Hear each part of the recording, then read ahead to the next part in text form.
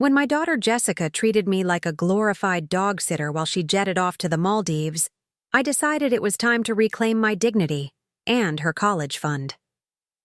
The words hung in the air, a quiet declaration of a mother's long-suppressed rebellion. The morning sunlight filtered through the kitchen window of my modest suburban home, casting long shadows across the worn linoleum floor. Photographs lined the walls, images of a different time. Me in military fatigues, standing proud, with my unit during my 2 tours in Afghanistan. My daughter Jessica at various stages of her life. A chubby-cheeked toddler, a gangly teenager, and now a 24-year-old corporate climber who seemed to view me as little more than a convenient childcare solution. I'd spent years serving my country, years protecting others, years teaching Jessica the value of sacrifice and respect. But somewhere along the way, those lessons had been forgotten, or perhaps never truly learned. My name is Rebecca Hartley, a 52-year-old veteran, former Army logistics specialist, and apparently the most convenient babysitter in the greater Seattle area. The house was quiet, save for the gentle snoring of my grandson, Tyler, who was sprawled across the living room couch. His dinosaur blanket, a gift I'd carefully chosen last Christmas, was bunched around his little body. Jessica had dropped him off exactly 3 days ago with barely a goodbye, her designer luggage stuffed with swimsuits and designer sunglasses. "Just a quick work trip, Mom," she'd said, her perfectly manicured hand already reaching for the door. "Can you watch Tyler? Mark's parents are on a cruise, and my company's team-building retreat can't be missed." The words were more of an instruction than a request. No, please. No, thank you. Just another expectation piled onto the mountain of unacknowledged support I'd provided over the years. I walked to the kitchen counter, where a stack of unpaid bills sat next to a well-worn photo album. My military pension and part-time job at the local community center barely covered my expenses, yet I'd always been there for Jessica. When she struggled through college, I'd helped with tuition. When she needed a down payment for her first apartment, I'd dipped into my savings. When she had Tyler, I was the one who stepped in, providing childcare, cooking meals, mending clothes. The college fund had been my pride and joy, a meticulously saved nest egg I'd been building since Jessica was born. Contributions from my military, benefits, careful investments, birthday money from relatives, all tucked away for her future. A testament to a mother's love and sacrifice. But love, I was learning, was a currency that depreciated quickly in this family. I picked up my phone and scrolled through the photos Jessica had been posting from the Maldives. Pristine beaches, luxury resorts, cocktails with little umbrellas. Not a single message or video call to Tyler. Not a single thank you to the woman who was sacrificing her own peace to watch her grandson. The irony wasn't lost on me. I'd spent years protecting strangers in foreign lands, coordinating complex logistics under extreme pressure. I'd navigated military bureaucracies, managed supply chains in war zones, ensured the safety of countless soldiers. And now, I was reduced to a glorified babysitter, my worth measured by my availability. My military training had taught me many things: patience, strategy, the art of enduring difficult circumstances. But it had also taught me something else: the importance of taking decisive action when a situation became untenable. Tyler stirred on the couch, mumbling something about dinosaurs. I walked over, gently adjusting his blanket. He was innocent in all of this. A beautiful child caught in the complex dynamics of a family that had forgotten the meaning of respect. I thought about my own mother, a nurse who had raised me single-handedly after my father passed away.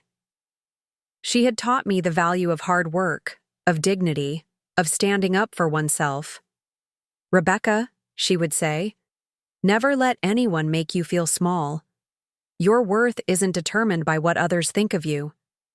Those words echoed in my mind as I looked at the college fund documents tucked in my home office.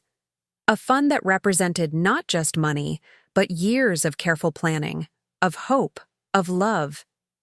And in that moment, a plan began to take shape. A plan that would redefine my relationship with my daughter.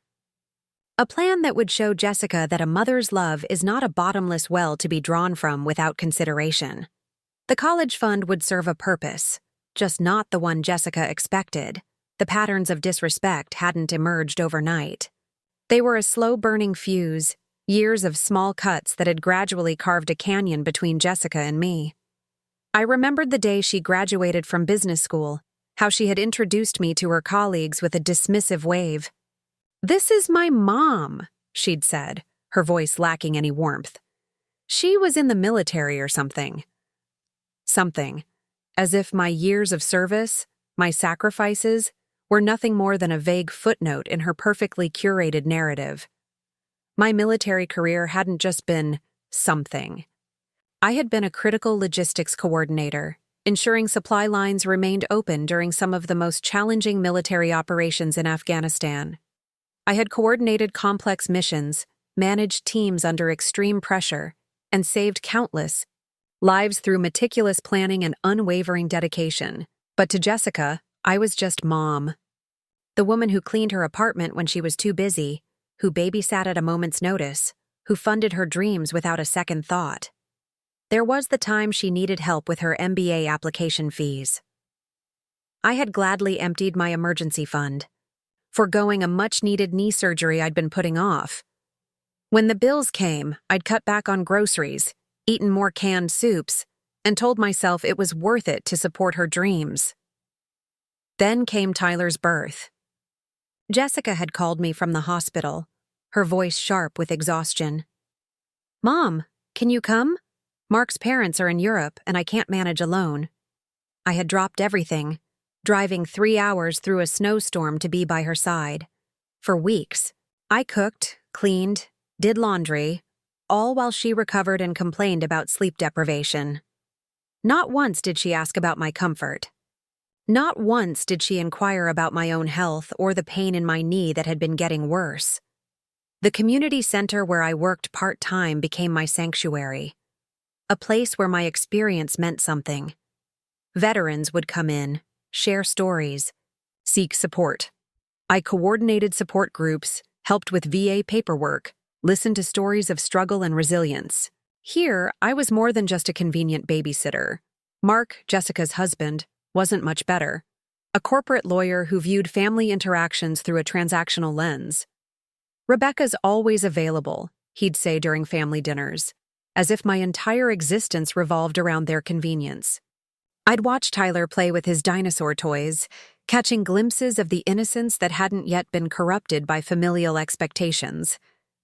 Last Thanksgiving was a breaking point I should have recognized earlier. Jessica had planned an elaborate dinner party inviting her work colleagues. She'd asked me to arrive early, cook the turkey, prepare side dishes, and then try to be invisible during the actual event. "Just blend into the background, Mom," she'd instructed. "These are important people from my firm. I don't want you embarrassing me with military stories." I had stood in her immaculate kitchen, wearing an apron she'd likely purchased from some high-end boutique, feeling more like a hired help than a guest of honor. The same hands that had managed million-dollar supply chains, that had saluted alongside brave soldiers, were now expected to quietly chop vegetables and stay out of sight. My military pension was modest. Each month, I carefully budgeted, making sure to set aside money not just for myself, but always with Jessica and Tyler in mind. The college fund had been my most sacred commitment, a promise that my daughter would have opportunities I could only dream of when I was her age. But promises, I was learning, were just words, and words, like respect, could be terribly cheap. The final straw came with her Maldives trip. No warning, no consideration, just another expectation that I would drop everything, rearrange my life, become invisible on demand. As Tyler slept peacefully on the couch, I opened my laptop and began researching local charities, veterans support organizations, children's education funds, scholarship programs for underprivileged youth. The college fund would serve a purpose, a meaningful purpose. Jessica might think she was just getting a free babysitter, but she was about to learn that a mother's love is not a one-way street. It is a force that can redirect, reconstruct, and ultimately liberate. The text message arrived precisely 3 days into Jessica's Maldives vacation. Its casualness was a razor-sharp cut through my already fragile patience.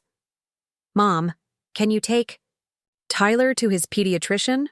I forgot to schedule his annual checkup, and BTW Mark's parents can't pick him up until late. Can you keep him overnight?" "No, please. No, thank you." Just another demand, another expectation hung in the air like a heavy, suffocating cloud. I stared at the message, my fingers tracing the worn edges of my military service medal. Beside it sat a stack of carefully maintained documents, commendations, service records, proof of a life dedicated to service. Not just to my country, but apparently to a family that saw me as nothing more than a convenient utility. The pediatrician's appointment was a microcosm of our relationship. I arrived early, Tyler's medical records meticulously organized in a folder. Dr. Martinez, who had known me for years, noticed something different in my demeanor. "Everything okay, Rebecca?" she asked, her kind eyes studying me over her reading glasses. I forced a smile. "Just peachy," I responded, the military training of maintaining composure deeply ingrained. Tyler, oblivious to the emotional undercurrents, played with a toy helicopter in the waiting room. His dinosaur backpack, a gift I'd carefully selected, was slung over the chair. I watched him. This innocent child caught in the crossfire of family dynamics he couldn't possibly understand. The appointment revealed Tyler needed some additional vaccinations and had a minor ear infection. I listened intently, asked detailed questions, took notes. The things Jessica would never do, too consumed with her corporate climbing and exotic vacations. On the drive home, something inside me shifted. The same strategic mind that had coordinated complex military logistics began to map out a different kind of operation. An operation of self-preservation and dignity. I thought about the college fund. $87,000 carefully saved. Each dollar represented a sacrifice. Skipped meals during my military service, overtime shifts, careful investments, birthday money tucked away with hope and love. A fund Jessica had always assumed would be her safety net, her guaranteed ticket to whatever future she desired. But hope, I was learning, was a currency that depreciated quickly when not matched with respect. That evening, after Tyler was asleep, I began my research methodically. Veteran support organizations, educational nonprofits, scholarship funds for children of military families.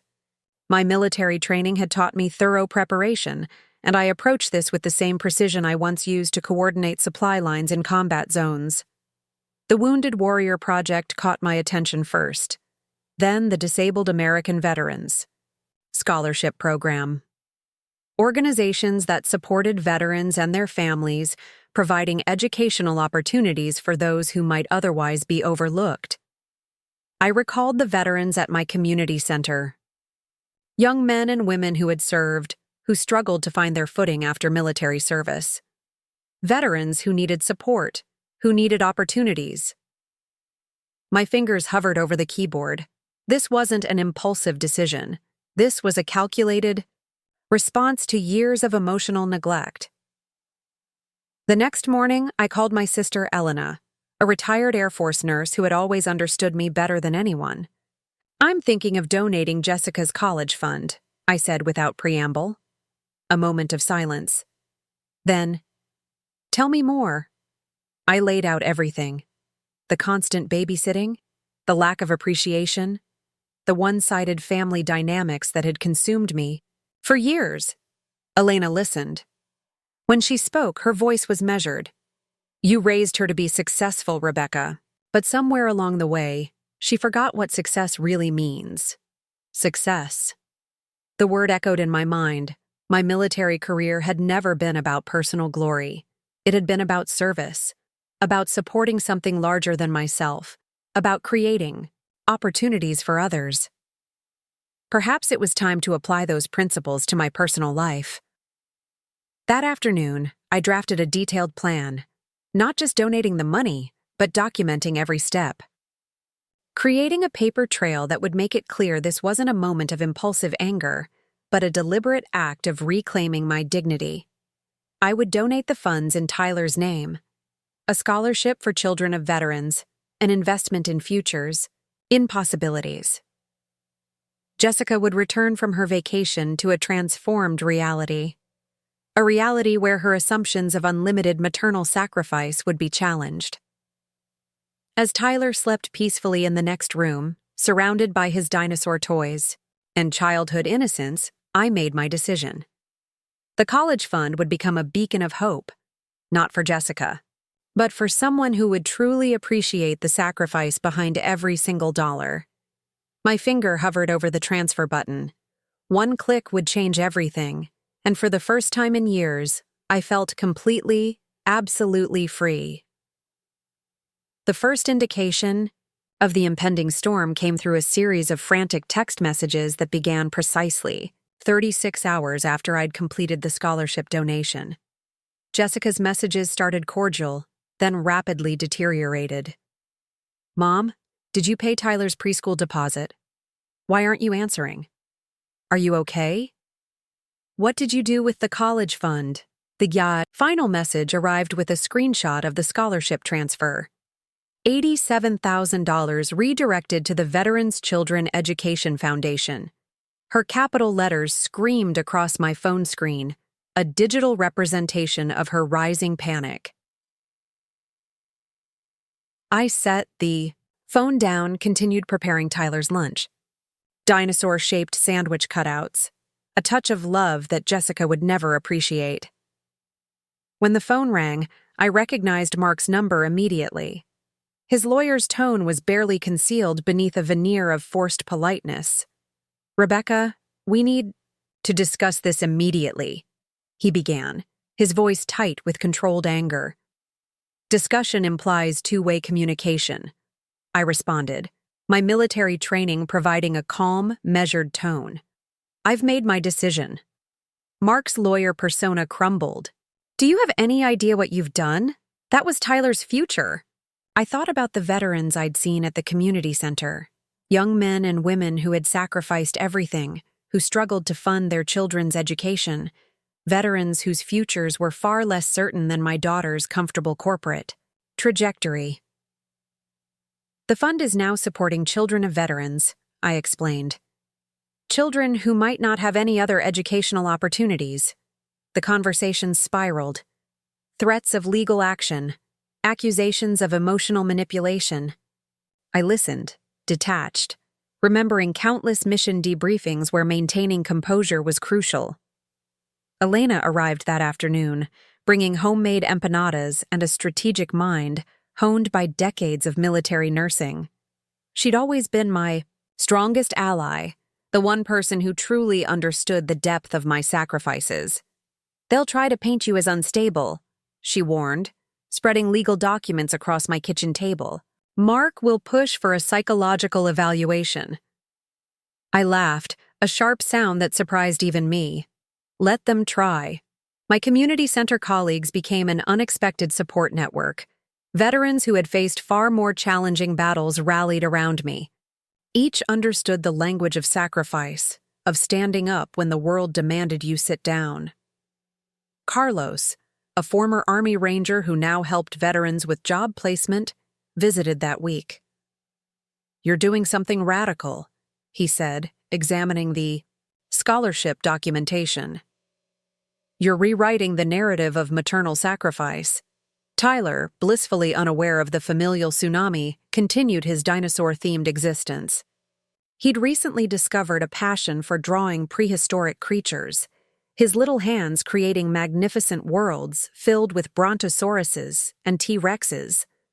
The first official communication came through Mark's law firm, a cease and desist letter, demanding explanation of the fund's disposition. legal language attempting to intimidate, to force compliance. I contacted Heather Rodriguez, a veterans' rights attorney I'd known for years. A woman who understood institutional power structures and how to navigate them. They'll try several approaches, Heather explained during our strategy session. First, they'll attempt to prove you're mentally unfit. Then, they'll try to demonstrate financial impropriety. My military service records became a shield, impeccable performance evaluations, commendations for logistical excellence, a lifetime of documented responsibility. Jessica's approach was different. Emotional manipulation replaced legal maneuvering. "Mom, how could you do this to Tyler?" Voice messages dripped with performative pain. "You've destroyed his future." I saved each message, not out of malice, but as documentation. A paper trail of her true nature. The community center became my sanctuary during this period. Veterans shared stories of resilience, of rebuilding, of finding strength in unexpected places. My story became a quiet inspiration, a testament to reclaiming personal power. Mark's parents entered the fray, attempting diplomatic intervention. Expensive suits and condescending tones replaced their usual passive-aggressive comments. "Rebecca, be reasonable," Mark's father said during a tense family meeting. "This is about Tyler's future." I pulled out the scholarship documentation. Detailed information about the Veterans Children Education Foundation. The specific programs the funds would support. Children of fallen soldiers. Children of disabled veterans. Children who represented the true meaning of sacrifice. "This," I said, "is about futures, just not the one you expected." Elena documented everything. Phone calls, meetings, legal communications. She understood the importance of a comprehensive record. Tyler, in the midst of this emotional tempest, remained a beacon of innocence. He'd recently learned about dinosaurs' extinction, a metaphor not lost on me. Some species adapt, some become fossils. As weeks passed, the initial fury began to transform. Mark's legal threats became less frequent. Jessica's emotional manipulation evolved into a strange, calculated silence. The Scholarship Foundation sent a detailed report of how the funds would be used. Educational support for children of veterans in underserved communities. Precisely the kind of opportunity my own daughter had taken for granted. I framed the foundation's official acknowledgement, hung it in a place of honor, next to my military commendations. This wasn't just about a college fund. This was about redefining family, about understanding that love isn't a one-way transaction, that respect cannot be assumed, but must be earned. Tyler would learn about sacrifice, about true family, about the kind of love that empowers, not constrains. And I was finally, completely free. The Veterans Children Education Foundation invited me to their annual gala 6 months after the scholarship donation. An unexpected recognition that would become a turning point in my journey of self-discovery. Stood in my bedroom, trying on different outfits. The military precision of my past self emerged as I critically assessed each option. A navy blue dress with subtle silver pinstripes caught my eye, a reminder of my service dress uniform, yet softened by civilian elegance. Elena helped me prepare, her medical background turning the preparation into a strategic operation. "You're not just attending an event," she said, adjusting my collar. "You're making a statement." The gala was held in a downtown Seattle convention center, walls adorned with photographs of veterans, their stories etched in black and white. I recognized some faces, soldiers I'd served with, colleagues who had become distant memories. Carlos from the community center had insisted on driving me. "No veteran goes alone," he'd said, a principle that had guided our support groups for years. As we entered, the room shifted. Not dramatically, but with a subtle acknowledgement. Veterans and their families turned, recognized something in my posture. The walk of someone who had carried weight, who understood sacrifice. The foundation's director, Marcus Green, a retired Marine with kind eyes and a prosthetic leg, approached me during the cocktail hour. "Ms. Hartley," he said, "your donation has changed lives." He shared stories. A young woman becoming the first in her family to attend college. A set of twins whose father had been killed in service, now able to pursue their dreams. Each story was a testament to the power of one decision. My phone remained conspicuously silent. Jessica and Mark had retreated into a cold war of non-communication. Tyler's birthday had passed without a call, without recognition. But something had shifted inside me. The silence no longer felt like a wound. It felt like liberation. I began volunteering more actively at the community center. Support groups for veteran families. Workshop on financial planning for military families. My logistical skills, honed during years of military service, found new purpose. Dr. Martinez, Tyler's pediatrician, became an unexpected confidant. "You're rewriting the narrative of motherhood," she told me during one of Tyler's checkups. "Not as a sacrifice, but as a strategic empowerment." The scholarship I'd created began receiving national attention, small news segments, local newspaper, articles. Each story highlighted the transformative power of education, of giving opportunities to those who had been overlooked. I started a blog, tentative at first, then with increasing confidence. Redefining maternal sacrifice became my platform. Stories of veterans, of mothers who had been taken for granted, of women reclaiming their narratives. Elena helped me navigate the digital landscape. "Think of it like a military communication strategy," she'd say, helping me craft posts that were both vulnerable and powerful. Tyler continued to be my anchor. During weekend visits, we'd build elaborate dinosaur landscapes. I'd tell him stories about my military service, about courage, about standing up for what's right. "Grandma?" he'd ask, his eyes wide with curiosity. "Did you really help save people in the war?" I'd show him my service medals, explain the importance of service, of supporting others. The community center became my new mission field.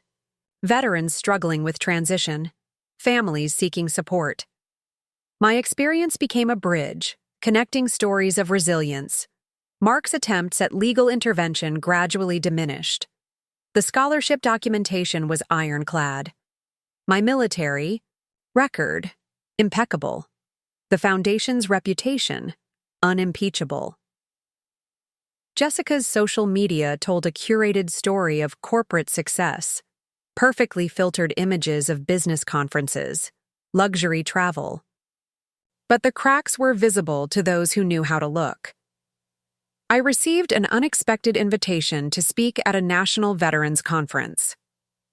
My topic: redefining family support in military communities. The preparation became a meditation. Each slide, each story carefully crafted. Not as an act of revenge, but as a testament to transformation. Carlos helped me practice. "Tell your truth," he'd say, "but tell it with dignity." The day of the conference arrived, a massive hall filled with veterans, families, support organizations. I stood at the podium, my navy blue dress a subtle nod to my service history. "Sacrifice is not about giving everything," I began. "It's about choosing what truly matters." The room fell silent. Veterans, family members, support workers, all recognized a deeper truth. My phone buzzed during a break, an email from the Veterans Children Education Foundation. Another scholarship recipient had been selected. A young woman whose father had been killed in service, now pursuing a degree in engineering. Tyler drew me a new dinosaur picture that week. A massive T-Rex protecting smaller dinosaurs. A metaphor I chose to see as hopeful. I was no longer just a mother, no longer just a veteran. I was a force of strategic compassion, and my journey was just beginning. The legal summons arrived on a crisp autumn morning, nestled between seed catalogs and community center newsletters. Mark's law firm had finally decided to escalate their challenge to the scholarship donation. Heather Rodriguez spread the documents across my kitchen table, her military-precise movements a testament to her veteran's background. "They're claiming breach of familial financial responsibility," she explained, tracing her finger along the legal jargon. I prepared chamomile tea, a ritual that had become my method of processing complex emotions. Tyler's latest dinosaur drawing, a complex scene of prehistoric warfare, hung on the refrigerator, a silent reminder of resilience. The deposition was scheduled for a Thursday. Mark had assembled an impressive legal team, their expensive suits a stark contrast to the community center conference rooms where I'd spent my recent months. Elena accompanied me, her own medical and legal background providing an additional layer of support. "Remember," she whispered as we entered the conference room, "your entire life is evidence of your capability." The room felt like a military briefing. Stark white walls, a long conference table, professionals who believed they could reduce a lifetime of sacrifice to mere financial calculations. Mark's lead attorney, a sharp-dressed woman named Jennifer Reyes, began the interrogation. "Ms. Hartley, can you explain why you unilaterally decided to donate your grandson's entire college fund?" I took a measured breath, the same breath I'd used during complex military logistics briefings. The fund was my personal asset, carefully saved over decades. Its purpose was to create educational opportunities, which is precisely what I've done, Jennifer pressed. "But didn't you have a moral obligation to your grandson?" I pulled out the detailed scholarship reports, documentation of each student supported, their backgrounds, their dreams. "Moral obligation," I repeated. "Exactly." Tyler's face flickered in my mind, not as a loss, but as a potential future expanded. The scholarship had already supported 3 children of fallen veterans. Children who might never have had an educational opportunity. Mark sat silent, his corporate veneer cracking slightly. This wasn't about money. This was about control. Heather systematically dismantled their legal arguments. My impeccable military service record? My community involvement? The transparent nature of the scholarship donation. Each document a shield, each record a testament to my character. The depositions continued, hours of questioning that felt like military interrogations. But I had been trained in maintaining composure under far more challenging circumstances. Jessica's attempts to intervene became increasingly desperate. Voicemails, text messages, each communication more frantic than the last. "You're destroying our family," one message read. "I saved them. Not out of malice, but as documentation. A paper trail of manipulation." The community center became my sanctuary during this period. Veterans who understood systemic battles, who recognized the fight was never just about one moment, but about long-term transformation. Carlos, my Veteran Support Network coordinator, helped me process the emotional toll. "This isn't just about a college fund," he'd say. "This is about redefining family dynamics." My blog gained traction. "Veteran Mothers Reclaiming Power" became a viral hashtag. Women across the country shared similar stories of familial sacrifice and reclamation. The legal battle lasted 3 months. Each deposition, each document review became a strategic operation. My military logistics training transformed legal defense into a precise, calculated approach. Tyler continued to be my anchor. Weekend visits filled with dinosaur drawings, conversations about courage, about standing up for what's right. "Grandma," he'd ask, "why are they so mad?"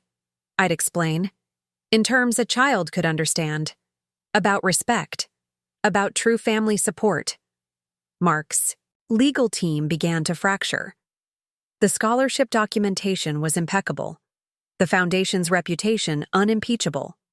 My military record a shield against accusations of instability. Elena documented everything, phone calls, legal communications, a comprehensive record of institutional resistance. The turning point came during a mediation session. Jennifer Reyes, previously combative, suddenly changed her approach. "Ms. Hartley," she said, "the scholarship documentation is remarkable." I knew then we had won something far more significant than a legal battle. The final settlement was almost anticlimactic. No significant monetary exchange, no admission of wrongdoing. Just a legal acknowledgement of the scholarship's legitimacy. Mark and Jessica were required to acknowledge the donation. A small victory, but a victory nonetheless. At the community center celebration, veterans raised glasses, not to me, but to the principal, to reclaiming power, to redefining family. Tyler drew a new picture, a massive dinosaur protecting smaller creatures, a metaphor I chose to see as hopeful. I was no longer just a mother, no longer just a veteran. I was a force of strategic compassion, and my journey was just beginning. The community college invited me to teach a course on military logistics and leadership, an unexpected opportunity that emerged from the aftermath of my personal revolution. My first lecture hall was a far cry from military briefing rooms. Students with diverse backgrounds, eyes filled with curiosity, notebooks ready. I stood at the podium, my navy blazer a subtle reminder of my service years, feeling more alive than I had in decades. Logistics isn't just about moving supplies, I told them. It's about understanding human potential, about creating systems that support people when they need it most. Elena helped me prepare my curriculum. My sister, always my strongest ally, understood this was more than a job. This was a mission of transformation. The scholarship I'd created continued to flourish. Each recipient's story became a beacon of hope. Maria, a young woman whose father had been killed in service, now studying engineering. Alex, whose mother was a disabled veteran, pursuing a teaching degree. Tyler continued to be my connection to joy. Our weekend adventures expanded. Dinosaur museums, local parks, conversations that peeled back the layers of family complexity. "Grandma," he'd ask, "why do people sometimes forget to be kind?" I'd explain carefully. About human complexity, about the importance of choosing compassion. My blog transformed into a platform. Veteran Mothers Redefining Family gained national attention.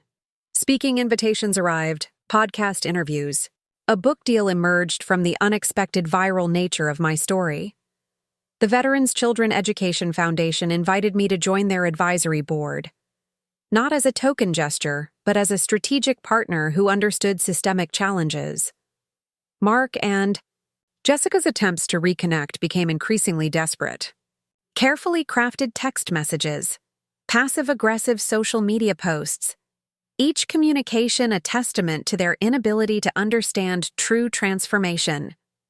I documented everything, not out of bitterness, but as a strategic record, a paper trail of institutional resistance.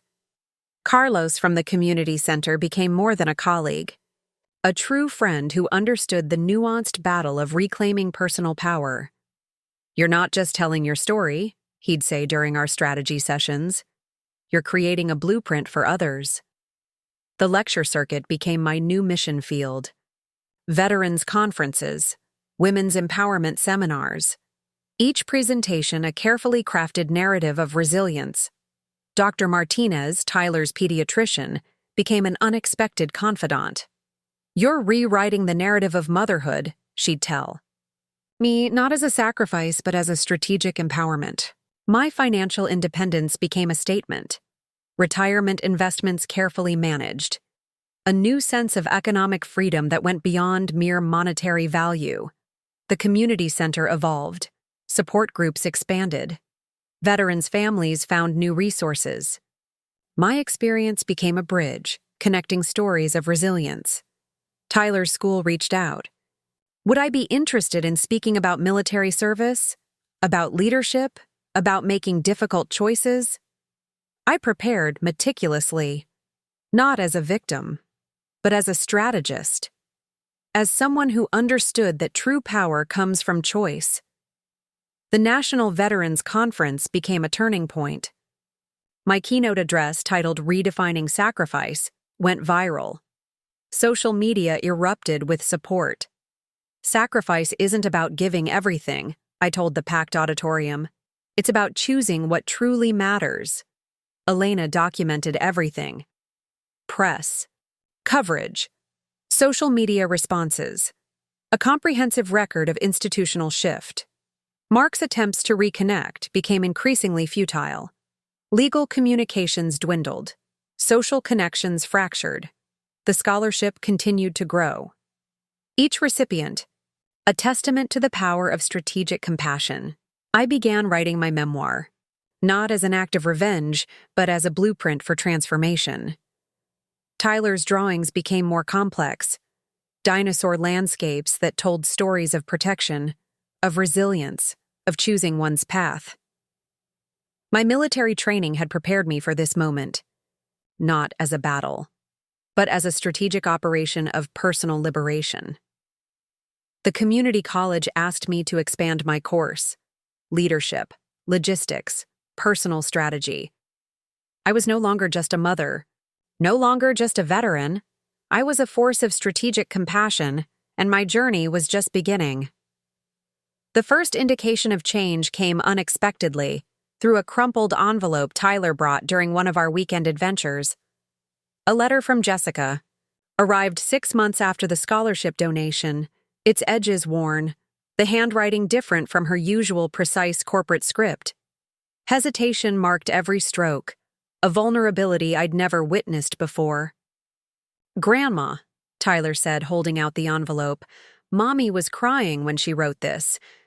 I set aside my morning coffee, the ceramic mug a reminder of the community center where my new life had begun to take shape. Carlos had gifted it to me, a mug with a military logistics diagram subtly printed on its surface. The letter revealed layers of complexity I hadn't anticipated. Jessica had lost her job. The corporate ladder she'd climbed so meticulously had suddenly collapsed beneath her feet. Her carefully curated professional identity, the one that had allowed her to dismiss my years of unpaid labor, had crumbled. Mark had moved out. Their picture-perfect marriage, which had always felt more like a strategic alliance than a partnership, had finally fractured. But it wasn't a plea for sympathy. It was something else entirely. The Veterans Children Education Foundation had become more than a scholarship program. It was a movement. Each recipient's story became a testament to the power of strategic compassion. I received an invitation to speak at a national leadership conference, not as a victim, not as a mother, but as a strategist who had redefined family dynamics. Elena helped me prepare. My sister, always my strongest ally, understood this was more than a presentation. This was a manifesto of personal transformation. Tyler's drawings became more complex. Dinosaur landscapes that told stories of protection, of resilience, of choosing one's path. He'd begun to understand the nuanced narrative of family, of sacrifice. "Grandma," he'd ask during our weekend adventures, "why do people sometimes forget to be kind?" I'd explain carefully. About human complexity, about the importance of choosing compassion over convenience. The community college expanded my course offerings: leadership, logistics, personal strategy. Students from diverse backgrounds filled the lecture halls, hungry for understanding beyond traditional narratives. Mark's attempts to reconnect became increasingly desperate. Carefully crafted text messages, passive-aggressive social media posts, each communication a testament to their inability to understand true transformation. Jessica's letter continued. She described a job interview where she was asked about her most significant learning experience. To my surprise, she wrote about the scholarship donation. "I realized," her letter read, "that family isn't about financial transactions. It's about understanding sacrifice." The words hung in the air, a potential bridge across years of misunderstanding. Carlos from the community center noticed the change in me. "You're not just telling a story," he'd say during our strategy sessions. "You're creating a blueprint for others." Dr. Martinez, Tyler's pediatrician, became an unexpected confidant. "You're rewriting the narrative of motherhood," she'd tell me. "Not as a sacrifice, but as a strategic empowerment." The National Veterans Conference became a turning point. My keynote address went viral. Social media erupted with support from veterans, mothers, professionals who recognized the deeper narrative. "Sacrifice isn't about giving everything," I told the packed auditorium. "It's about choosing what truly matters." Tyler's school reached out. Would I be interested in speaking about military service? About leadership? About making difficult choices?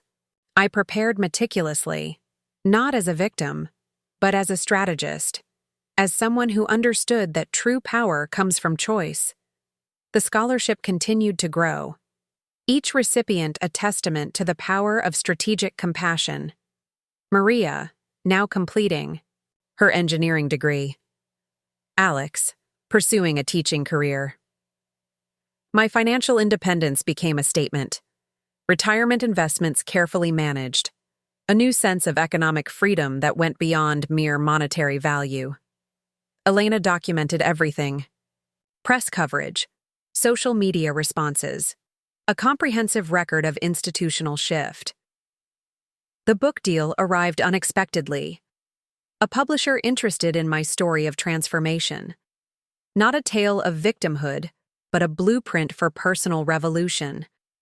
Tyler watched, learning, his understanding of family becoming more nuanced with each passing month. Mark's professional network began to fracture.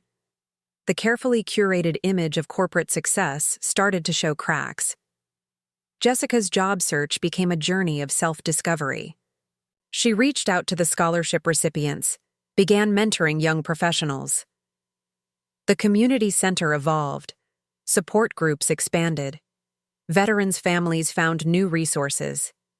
I was no longer just a mother. No longer just a veteran, I was a force of strategic compassion, and our journey was just beginning. The family mediation arrived like a summons from another world, a formal invitation to a conversation years in the making. Tyler drew a dinosaur on the back of the invitation, a protective triceratops guarding smaller creatures, a metaphor I chose to see as hopeful. The conference room felt like a military briefing space, neutral territory, polished surfaces reflecting years of unspoken tensions. Jessica arrived first, different from the corporate warrior I'd known, her tailored suit replaced by something more genuine, something vulnerable. Mark followed, his corporate facade significantly diminished. The golden boy of his firm had become a shadow of his former self. Heather Rodriguez, my attorney and longtime friend, sat beside me, a silent guardian of my newfound boundaries. "We need to discuss Tyler's future," Mark began, his voice lacking its previous authoritative edge. I listened, not as the mother who had once been taken for granted, but as a strategist, a woman who had redefined her own narrative. The scholarship foundation had become more than a financial decision. It was a movement, each recipient's story a testament to the power of strategic compassion. Maria, the first scholarship recipient, had graduated with engineering honors. Alex was now teaching in an underfunded school district, bringing hope to children who looked like him. Jessica's hand trembled slightly as she spoke. "I've been talking to the scholarship recipients," she said. "I didn't understand before." The room fell silent, a moment suspended between what was and what could be. Tyler's recent school project lay on the table, a complex drawing of dinosaur ecosystems, survival, adaptation, protection. "I've learned something," Jessica continued, "about what family really means." Her job loss had been more than a professional setback. It had been a moment of profound personal reckoning. Mark attempted to interject, a last-ditch effort to maintain control, but the power dynamics had irrevocably shifted. The community center had become my new mission field, support groups, veterans. Resources: a network of resilience. Carlos, my veteran support coordinator, had prepared me for this moment. "This isn't about winning," he'd said. "It's about creating understanding." My blog had become a platform. Veteran Mothers Redefining Family had gone viral. Speaking invitations, national recognition. Elena documented everything, not out of malice, but as a comprehensive record of transformation. Tyler sat quietly drawing, his understanding of family far more nuanced than anyone had expected. Jessica described her recent work: mentoring young professionals, supporting veterans' families, a transformation born from the scholarship's ripple effect. Mark's corporate network had fractured, the carefully constructed image of success now revealed as a fragile construct. The Veterans Children Education Foundation had expanded, each scholarship a bridge between sacrifice and opportunity. "We were wrong," Mark said finally. The words hung in the air. A surrender. An acknowledgement. Tyler looked up from his drawing. "Grandma," he said, "sometimes dinosaurs have to protect each other." Dr. Martinez's words echoed in my mind. "You're rewriting the narrative of motherhood, not as a sacrifice, but as a strategic empowerment." The National Veterans Conference had been a turning point. My keynote address had resonated far beyond the auditorium. "Sacrifice isn't about giving everything," I had told the audience. "It's about choosing what truly matters." Jessica reached out. Not for money, not for control, but for understanding. The book deal had become more than a publishing contract. It was a blueprint for personal revolution.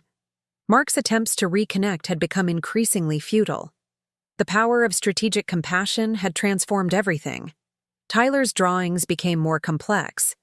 Landscapes of protection, of resilience, of choosing one's path. My military training had prepared me for this moment, not as a battle, but as a strategic operation of personal liberation. The community college continued to expand my courses. Leadership, logistics, personal strategy. Was no longer just a mother, no longer just a veteran. I was a force of strategic compassion, and our journey was just beginning. 1 year after the scholarship donation, I stood on the podium of the National Veterans Leadership Summit, the weight of my journey pressing against my tailored blazer. The auditorium stretched before me, a sea of faces representing decades of service, sacrifice, and resilience. Veterans from every generation, their eyes holding stories of transformation. My memoir, Redefining Sacrifice, had become more than a book. It was a manifesto of personal liberation. Tyler sat in the front row, his dinosaur notebook open, sketching, the scene with the precision of a young documentarian. Elena sat beside him, her hand occasionally squeezing his shoulder, a silent reminder of family's true meaning. The Scholarship Foundation had become a living, breathing testament to strategic compassion. 27 recipients now pursued dreams, once thought impossible. Maria had completed her engineering degree. Alex was transforming lives as a high school teacher in an underfunded district. Jessica's transformation continued to unfold in unexpected ways. She'd started a mentorship program for veterans' children, focusing on career development and emotional resilience. Mark had quietly stepped back. His corporate facade dismantled. He was rebuilding, not as a conqueror, but as someone learning. Humility. Carlos from the community center stood in the wings, a silent guardian of our collective journey. He'd been instrumental in expanding support networks for veterans' families. Sacrifice isn't about giving everything, I began my keynote address. It's about choosing what truly matters. The audience fell silent. Veterans, families, supporters, all recognized a deeper truth. My phone buzzed, a message from the Veterans Children Education Foundation. Another scholarship recipient had broken through barriers. A young woman whose father had been killed in service, now pursuing a groundbreaking research project. Tyler's drawings had become more complex. Intricate landscapes of dinosaur ecosystems, protection, adaptation, survival. "Grandma," he'd ask during our weekend adventures, "how do people learn to be kind?" I'd explain carefully. About human complexity, about choosing compassion over convenience. The community college had expanded my courses: leadership, logistics, personal strategy. Students from diverse backgrounds filled lecture halls, hungry for understanding beyond traditional narratives. Dr. Martinez, Tyler's pediatrician, had become more than a medical professional, a confidant who understood the nuanced journey of transformation. "You're rewriting the narrative of motherhood," she'd tell me, "not as a sacrifice, but as a strategic empowerment." My financial independence had become a statement, retirement investments carefully managed, a new sense of economic freedom that transcended monetary value. Elena documented everything: press coverage, social media responses, a comprehensive record of institutional shift. The National Veterans Conference had become a pivotal moment. My keynote address went viral, resonating far beyond the auditorium. Jessica's recent work surprised everyone. She'd begun collaborating with veteran support organizations, her corporate skills now directed toward meaningful change. Mark's professional network had fractured. The carefully curated image of success revealed as a fragile construct. Tyler watched, learned. His understanding of family becoming more nuanced with each passing month. The book deal had transformed into something greater. Speaking engagements. Workshops, a platform for redefining family dynamics. My military training had prepared me for this moment, not as a battle, but as a strategic operation of personal liberation. The scholarship continued to grow, each recipient a testament to the power of strategic compassion. I thought about the woman I had been, the silent supporter, the invisible force holding everything together.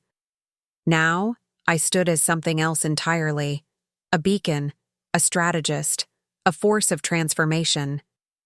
As I concluded my speech, the auditorium erupted in applause, not just for me, but for every veteran who had ever been told their sacrifice was less than, for every mother who had been taken for granted.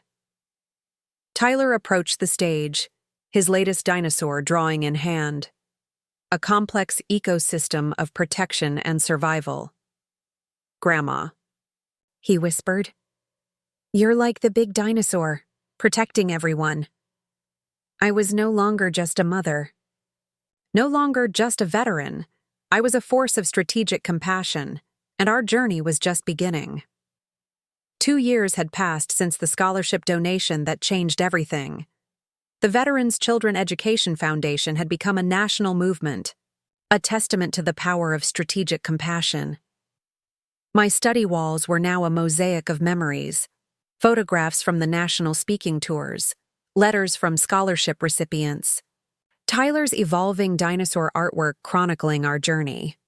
Elena arrived for our weekly strategy session, bringing homemade empanadas and a lifetime of shared understanding. We were more than sisters now. We were architects of transformation. The foundation had expanded beyond our wildest imagination. 53 scholarship recipients, each story a narrative of hope, of possibility. Maria, the first scholarship recipient, now led an engineering team developing sustainable infrastructure for veteran communities. Alex had become a celebrated high school teacher, focusing on students from underserved backgrounds. Tyler, now 10, had developed a profound understanding of family that defied his years. His school project on family dynamics had won local and state recognition, a complex exploration of love, sacrifice, and understanding. Jessica's transformation continued to surprise everyone. She'd launched a mentorship program specifically designed for children of veterans, bridging corporate expertise with genuine compassion. Mark had quietly reinvented himself. No longer the corporate warrior, He now worked with nonprofit organizations supporting veteran reintegration. The community center had become a hub of transformation. Support groups, educational workshops, a network of resilience that extended far beyond our initial vision. Carlos, my veteran support coordinator, had become more than a colleague, a true partner in redefining community support. My memoir, Redefining Sacrifice, had been translated into multiple languages. Speaking invitations arrived from around the world: universities, leadership conferences, veteran support organizations. Tyler's latest drawing hung prominently in my study. A complex ecosystem of dinosaurs, some protecting, some nurturing, some breaking through barriers. A metaphorical representation of our family's journey. "Grandma," he'd ask during our weekend adventures, "how do people learn to grow?" I'd explain. Carefully, about human potential, about choosing growth over comfort. The National Veterans Conference had become an annual pilgrimage of transformation. Our story had become a blueprint for personal and collective liberation. Dr. Martinez continued to be an unexpected confidant. "You've redefined what it means to be a mother," she'd say during Tyler's checkups. My financial independence had become a statement of empowerment, carefully managed investments, a retirement built on strategic choices. Elena documented everything: press coverage, social media responses, a comprehensive record of institutional shift. The community college had expanded our leadership programs, courses on personal strategy, workshops on resilience, a curriculum born from lived experience. Jessica's recent work had caught national attention. A TED Talk about redefining family dynamics. A vulnerable exploration of personal transformation. Mark's professional reinvention continued, consulting for veteran support organizations, using his corporate skills for meaningful change. Tyler watched, learned, evolved, his understanding of family far more nuanced than anyone had expected. The Scholarship Foundation had become a living, breathing entity. Annual galas, networking events, a support system that extended far beyond financial assistance. I thought about the woman I had been, silent, invisible, taking care of everyone but myself. Now, I stood as something else entirely. A beacon of strategic compassion, a force of transformation. Our annual family gathering had transformed, no longer a battlefield of expectations, now a celebration of individual journeys. Tyler presented his latest project, a comprehensive study of dinosaur ecosystems, protection, adaptation, survival. "We're like dinosaurs," he'd tell me, "always changing, always growing." The foundation had expanded its reach, partnerships with universities, corporate sponsorships, a network of support that crossed traditional boundaries.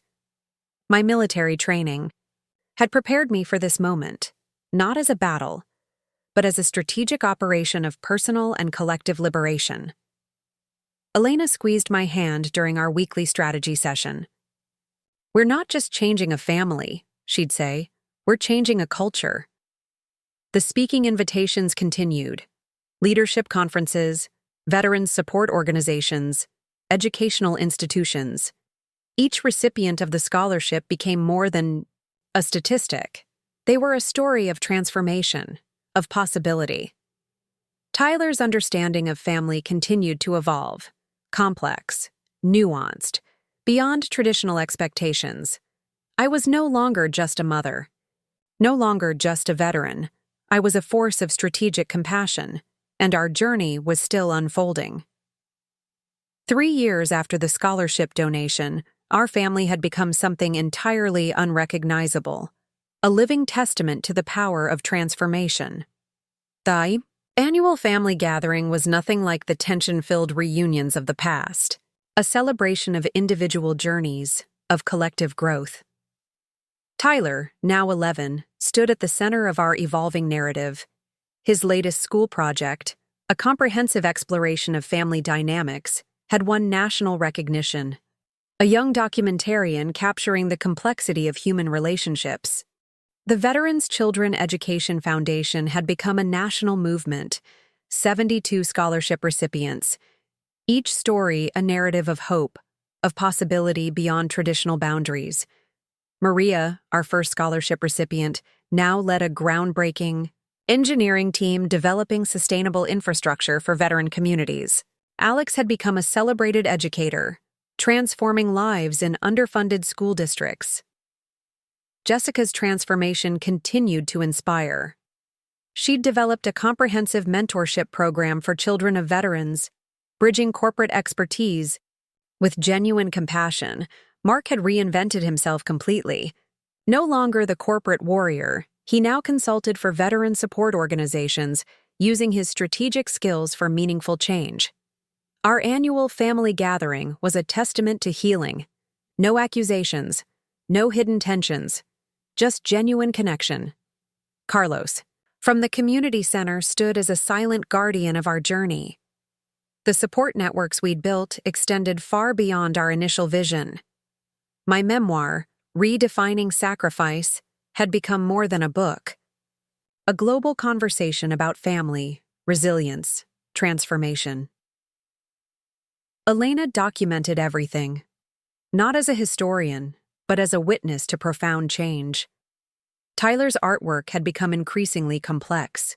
Intricate landscapes of protection, adaptation, survival, a visual metaphor of our family's evolution. "Grandma," he'd ask during our weekend adventures, "how do people become their best selves?" I'd explain carefully. About human potential. About choosing growth over comfort. The National Veterans Conference had become an annual pilgrimage of hope. Our story, a blueprint for personal and collective liberation. Dr. Martinez continued to marvel at our transformation. "You've redefined what it means to be a family," she'd say. Our financial independence had become a statement of empowerment.